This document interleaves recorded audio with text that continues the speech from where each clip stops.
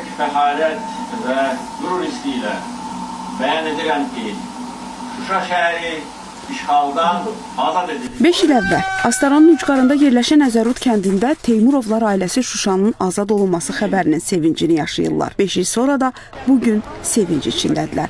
Ali Baş Komandan yenə sevindirdi. Bu zafer gününde elə bil ki, bu zafer gününü bize 2 kat yaşattı Cənab Prezidentim. Minnətdarıq ona, təşəkkür edirik ona. Zəfər günündə əsl zəfəri bizə Cənab Prezident yaşatdı. Allah ordumuzu qorusun, Allah şəhidlərimizə rəhmət eləsin. Xüsusi təyinatlı qüvvələrin Giziri Pəncəli Teymurovun arzusuydu torpaq uğrunda şəhid olmaq.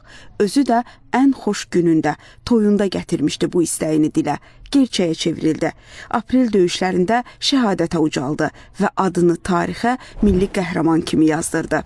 Mən bugün bir şəhidin il dönümünə getmişdim. Mən yolla gələ-gələ bu şad xəbəri eşitdim. Bu şad xəbəri bizə yaşadan prezidentimizə, Mehriban xanıma öz dərin təşəkkürümü bildirirəm. Arzu edirəm bütün Azərbaycan xalqı həmişə sevinsin, həmişə əmin-amanlıq içində yaşasınlar. Xatırladaq ki, Azərbaycanın 224 milli qəhrəmanı var. Onlardan 206-sı ölümündən sonra bu ada layiq görülüb. Günel Habil qızı, Nuranə Tələt qızı, Şahin İlhamoğlu, ASTV Xəbər.